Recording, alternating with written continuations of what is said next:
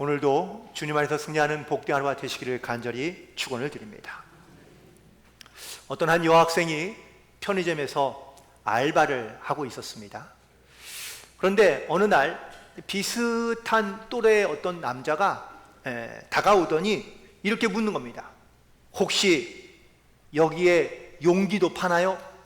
라고 묻자 이 여자가, 학생이 직감한 거죠. 아, 나한테 관심 있는 모양이구나. 그런데 이제 너무 쉽게 반응해주면 좀 자존심이 상하니까, 그래서 가볍게 보이고 싶지 않아서 진지한 표정으로 이렇게 말했습니다. 아니요, 용기는 팔지 않아요. 하지만 용기를 가진 자가 미인을 얻을 수 있죠. 라고 이렇게 대답해 주자 이 남자가 갑자기 억지로 웃음을 참으면서 이렇게 이야기합니다. 아니요, 그 용기 말고 플라스틱 용기를 주세요. 라고 이렇게 얘기했다는 겁니다. 사실 우리가 살아가면서 자기의 생각 혹은 자기의 착각 가운데 빠지는 경우들이 종종 있죠. 그런데 본인 스스로 그것을 알기는 쉽지 않습니다. 누군가를 통해서 그를 깨닫게 되고 혹은 또 그를 깨달아가는 과정이 있는 것이죠. 오늘과 그리고 다음 주 2주 안에 거쳐서 무명의 그리스도인이라는 말씀으로, 오늘 본문의 말씀으로 함께 은혜를 나누고자 하는데, 오늘 그 첫 번째 시간 그리고 첫 번째 사람으로 소개할 사람은 바로 소다 가이치라는 일본 사람입니다. 그는 1867년도에 일본의 야마구치현에서 태어난 사람입니다. 그런데 너무 가난하게 사는 거죠. 그래서 21살 때 나가사키로 이사를 갑니다. 아니, 일을 찾아서 떠난 것이죠. 그래서 거기에서 탄광 광부나 공장 직원 혹은 화물선의 선원 등으로 여러 가지 직업들을 전전하며 방황하던 청년이었습니다. 그가 26세가 되던 해에 노르웨이의 화물선을 타고 그리고 바다를 가게 되었습니다. 이 화물선이 이제 곳곳을 지나가게 되는데 어느 날 그 타이완에 도착하게 된 거죠. 보통 이런 해양 어선들이 이제 항구에 정박하면 그러면 선원들은요 밖에 나가서 막 실컷 먹고 놀고 그리고 즐깁니다. 왜냐하면 오랫동안 다시 배를 타야 하기 때문이죠. 그래서 이 무절제한 삶을 살았던 젊은 이 가이치도 역시 배에서 내리자마자 찐탕 술을 먹고 그리고 의식을 잃어버립니다. 그런데 의식이 깨어나서 일어나 보니 자기가 여관에 누워 있는 거예요.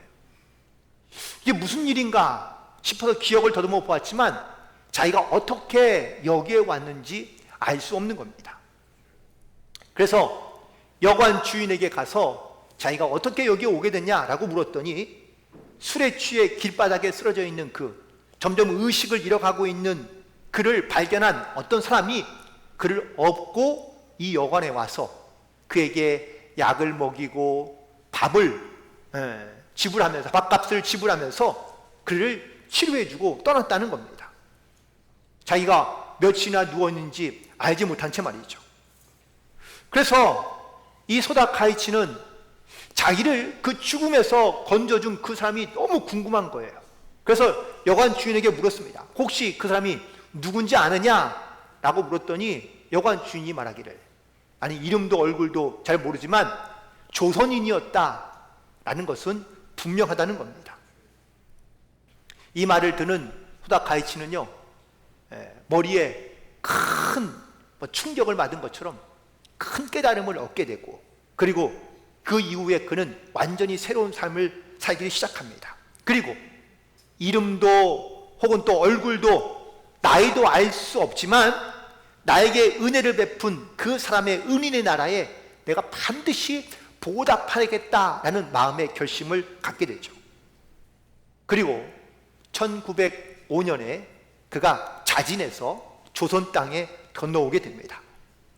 자기를 구해준 은인의 나라에 보답하기 위해서입니다.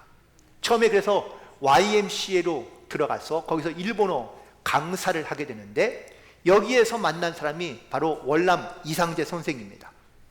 이상재 선생의 그런 신앙을 본받고 또 감화를 받아서 그 이듬해에 바로 기독교 신자가 됩니다. 그리고 음으로 양으로 열심히 도왔죠.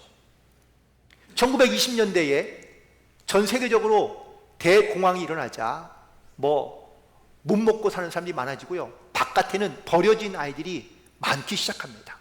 그래서 이 소이치 부부가 이 불쌍한 버려진 아이들을 거두어서 자기 집에서 먹이기 시작합니다. 그렇게 시작한 고아원이 해방되기 직전까지 약 한 25년 동안 그가 이 고아원을 운영하게 되는데, 이때 이 고아원에 있던 아이들이 약 1000명이 넘습니다. 그리고 해방된 직후에 이 가이치 부부는 고향으로 다시 일본으로 돌아가게 됩니다. 그러다가 그가 1961년도에 다시 한국에 돌아오게 되고, 그리고 그게 사진이죠. 그리고 그 다음인 1962년도에 95세의 나이로 한국에서 숨을 거두게 됩니다. 그의 죽음에 우리 정부는 일본인에게 최초의 문화 훈장을 추서하고, 또 그의 유해가 그의 아내와 함께 양화진에 묻혀 있습니다. 양화진에 가면 선교사 그 기념비가 많이 있는데요, 그중에서 유일하게 일본 사람으로 그 선교사 무덤에 묻힌 사람이 바로 이 두 부부입니다. 그리고 그의 묘비에는 고아의 자애로운 아버지라는 이런 비문이 적혀져 있습니다.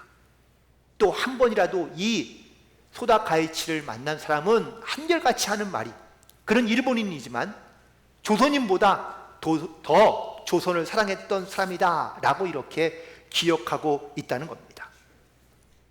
방탕했던 이 소다 가이치, 그의 인생 가운데 어떻게 그의 인생이 바뀌고 혹은 또 달라지게 되었을까? 그의 역사적인 어떤 이러한 선택과 기로에는 이름도 나이도 얼굴도 알지 못하는 무명의 조선인이 있던 것이죠. 그 조선인이 있었기에 바로 이 소다 가이치가 존재할 수 있었고 변화될 수 있었던 겁니다. 하나님께서는 우리를 어떤 인물이나 능력을 보고 우리를 선택하시거나 또 우리 가운데 어떤 사명을 맡기시는 것이 아닙니다.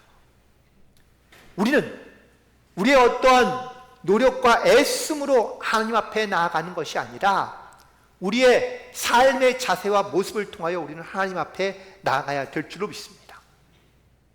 우리는 유명한 사람 혹은 또 어떤 세상의 높은 위치에서 어떤 능력을 행하는 사람은 아닐지라도 비록 무명에 가까운 평범한 삶을 살고 있긴 하지만 매 순간 참된 그리스도인으로만 살아갈 수 있다면 하나님께서는 우리를 통하여 내 삶의 통로를 통하여 다른 사람에게 그리스도인에 대한 영향력을 흘려보낼 수 있게 된다라는 사실이죠. 누구나 삶의 자유를 선택할 수 있는 권한이 있습니다. 내가 좋아하는 걸 하고 내가 하고 싶은 걸 하고 혹은 나에게 유익이 되는 것을 선택하며 살아갈 수 있는 자유가 누구에게나 있습니다. 그런데 모든 사람들이 다 그 자유를 누리며 살아가기도 하지만 어떤 사람들은 스스로 자기에게 주어진 이 권리와 자유를 포기하면서 살아가는 사람들이 있습니다. 오늘 본문에 등장하고 있는 사도 바울이 자기의 인생을 또한 자유를 자기 마음대로 선택하며 살아가기보다 복음 전하는 일을 위하여 자기의 삶의 모든 자유를 다 포기하거나 내려놓고 그리고 복음의 증인으로 살아가고 있는 것을 볼 수 있습니다. 특별히 오늘 본문에서 사도 바울은 자기에게 주어진 사명, 사도라고 불려지는 이 사명을 자기가 감당하기 위하여 비방받지 않게 하기 위하여 그가 어떻게 살아가고 있는지를 오늘 우리에게 말씀해 주고 있는데, 오늘 이 말씀을 함께 묵상하며 우리가 비록 쌍 가운데 유명한 사람은 아니지만 무명의 그리스도로 살아가고 있긴 하지만 빛나고 아름다운 그런 모습으로 또한 삶의 열매로 하나님께 영광을 돌릴 수 있는 그런 복된 성도들 되기를 간절히 소망합니다. 그렇게 하기 위해서는 첫 번째, 오늘 외적인 고난을 인내로 이겨야 한다라고 사도 바울은 말하고 있습니다. 사도 바울은 수많은 외적인 고난을 당했던 사람입니다. 오늘 본문에도 이야기하고 있죠. 4절과 5절에 있는 말씀에 보면 오직 모든 일에 하나님의 일꾼으로 자천하여 많이 견디는 것과 환난과 궁핍과 고난과 매맞음과 갇힘과 난동과 수고로움과 자지 못함과 먹지 못함 가운데 있었다라고 말하고 있습니다. 사실 사도 바울이 이런 자기의 고난을 고백하며 또한 말하고 있는 이유는 자기를 알아달라거나 자기를 자랑하기 위해서가 아닙니다. 내가 하나님의 복음을 전하는 일에는 반드시 이런 어려움과 고난이 함께 있다라는 것을 고린도 교회 교인들과 많은 성도들에게 알리기 위해서입니다. 여러분, 세상에서 우리가 선하게 진실하게 살고자 하면 사실 그 일로 인하여 내가 많은 사람에게 존경받고 사랑받고 인정받는 그런 것을 기대하긴 하지만 사실 진실하고 거룩하고 온전하게 살아가려 한다면 세상에서 우리가 때로는 고난과 핍박을 당하는 경우가 많이 있는 것을 느끼며 살아가고 있습니다. 특별히 오늘 본문에서 환난은 바로 육체적, 정신적, 영적인 압박 속에 살아가고 있다라는 것을 의미하고 있는 표현이고요. 궁핍이란 역경이 끊임없이 닥쳐오고 있는 상황 가운데서 겪고 있는 고통을 의미하고 있는 말입니다. 또한 고난은 나에게 좌절과 포기를 강요당하고 있는 상황을 의미하고 있는 말입니다. 이런 환난과 궁핍과 고난이 나에게 있지만 이 외적인 고난들을 내가 어떻게 이겨내느냐, 극복하느냐에 따라서 삶의 질이 혹은 또 삶의 모습이 달라진다라는 것이죠. 사도 바울은 이 모든 고난을 잘 인내해야 한다라고 말하고 있습니다. 특별히 이렇게 인내하는 이유는 단 한 가지, 복음을 전하기 위해서입니다. 사도 바울의 모든 궁극적인 목적은 단 하나, 복음을 전하고 그리고 많은 사람들이 예수께로 돌아오게 하기 위한 이 목적 하나로 모든 고난을, 궁핍을, 환난을 인내함으로 다스리고 있다라고 고백하고 있는 것입니다.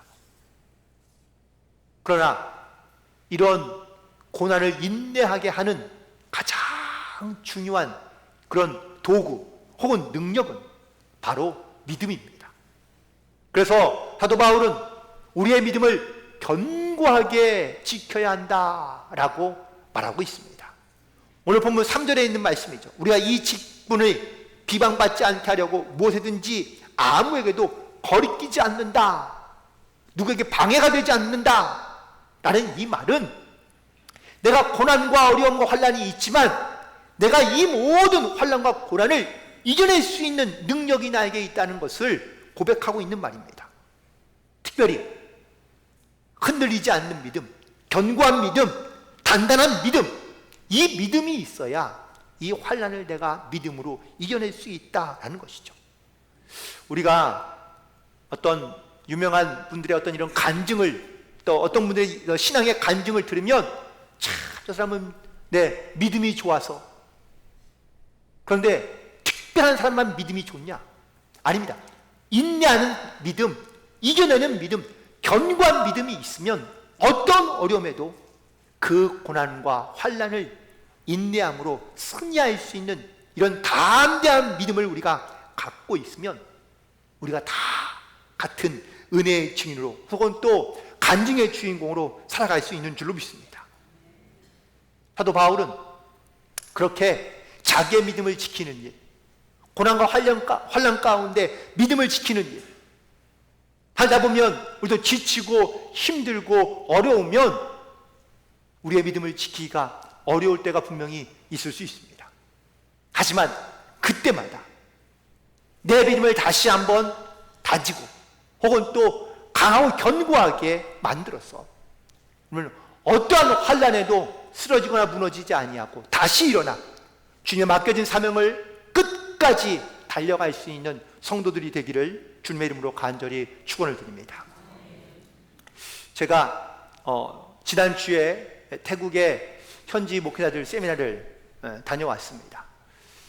그런데 이제 현지 목회자들을 대상으로 훈련을 시키고 또 집회도 했는데, 그런데 거기 있는 현지 목회자들은 사실 뭐 언어가 통하는 것도 아니고 또 특별히 태국말을 쓰는 것도 아니고 자기들 부족끼리 쓰는 다른 언어를 사용합니다. 그들은 거기에서 이 복음을 지키고 말씀을 지키는 일에 그들은 또한 생명을 걸고 있습니다. 물론 다른 그리스도를 믿는다고 큰 핍박이 있는 건 아니지만 그래도 대부분의 태국에 있는 사람들은 사실 불교를 믿고 있거든요.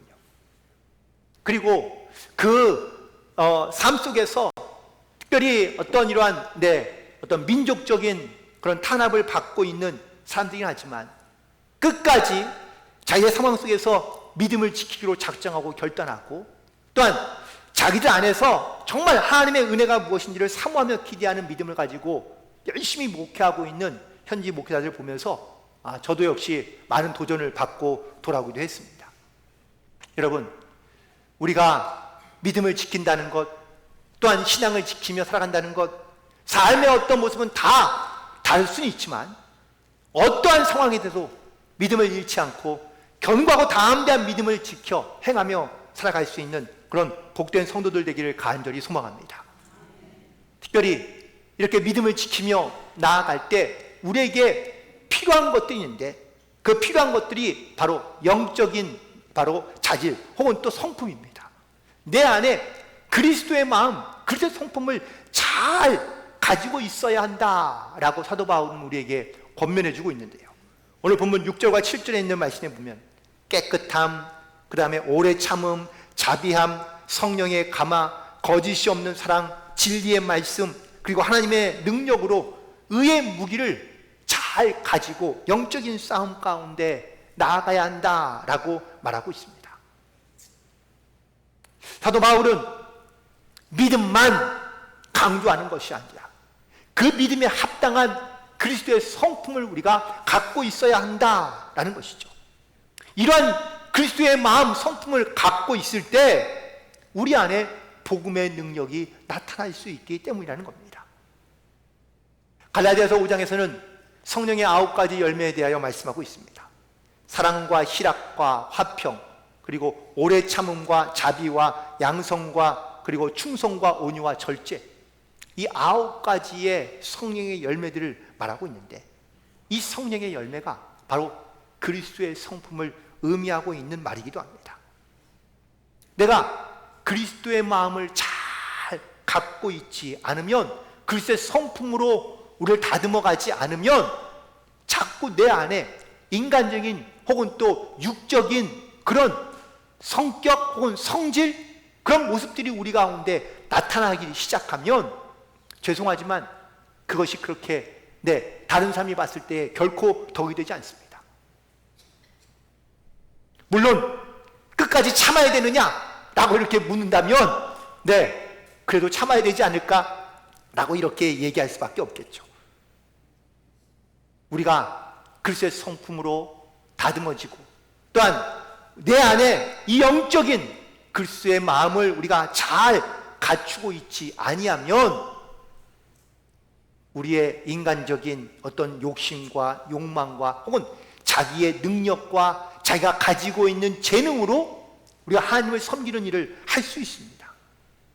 그런데 그렇게 하면 꼭 어떤 문제가 일어나냐?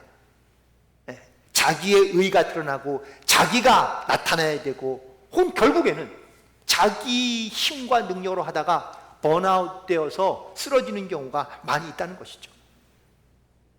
바울은 끝까지 이 외적인 환경과 혹은 내적인 어려움과 고난이 있지만 인내함으로 이어갈 뿐만 아니라 그의 삶에서 이 그리스도의 성품이 나타내고 또한 온전한 일꾼의 모습이 무엇인지를 우리 가운데 보여주고 있다라는 사실입니다.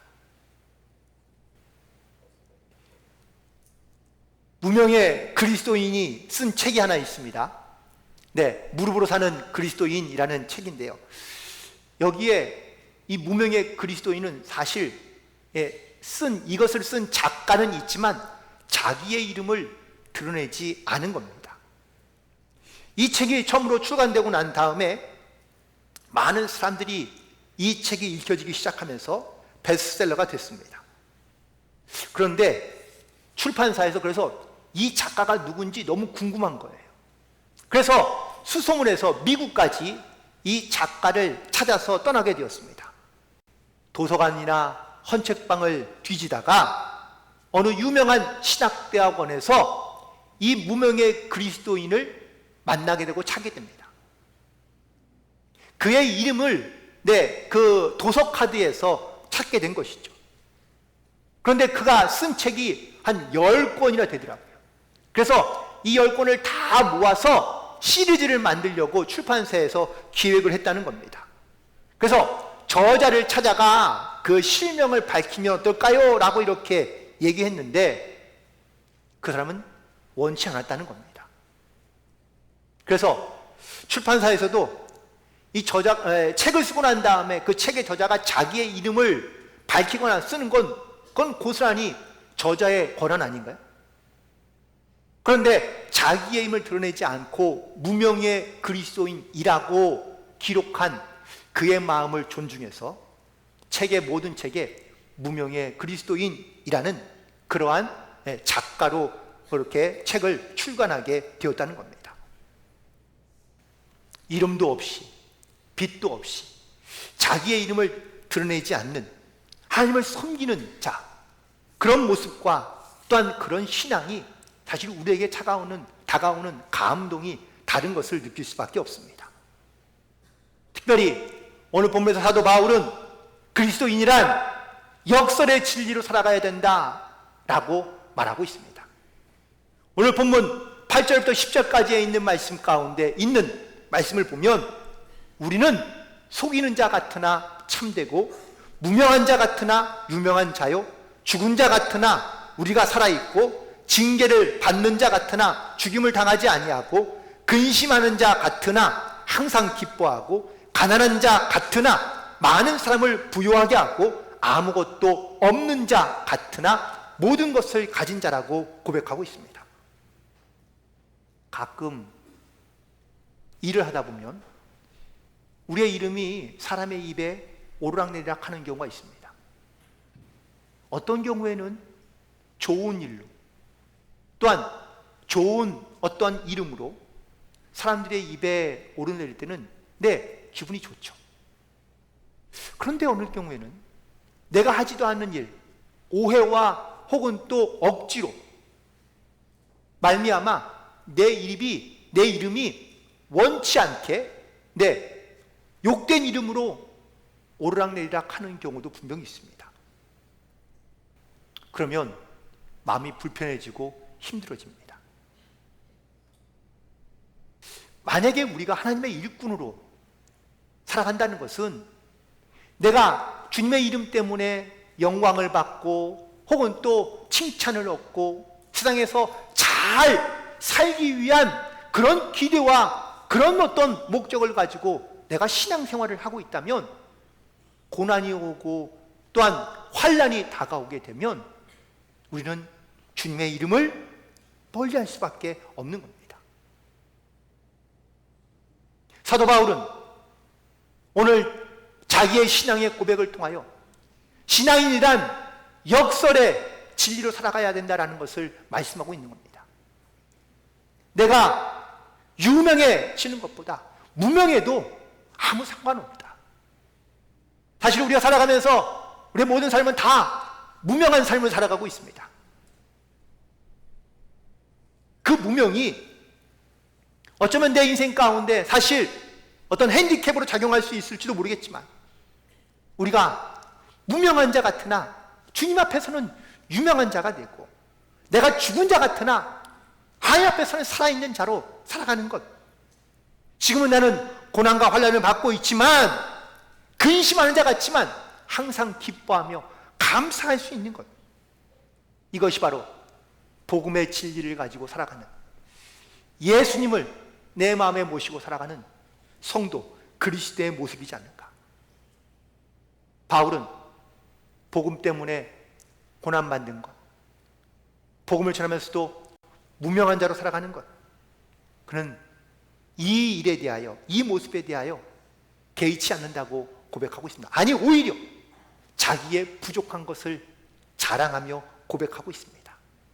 죽은 자 같고 짓밟힘 당하고, 그리고 내가 환난과 궁핍과 고난을 당하지만, 내가 마치 무서운 징계를 받는 것처럼 어려운 상황 가운데 있지만, 십자가의 능력이, 예수님이 나와 함께 하시니 나는 결코 죽임을 당하지 아니하고, 그리고 또 하나님이 나에게 이 기쁨을 주신 그런 은혜 속에 살고 있다는 것을 바울은 오늘 우리에게 증거하고 있습니다.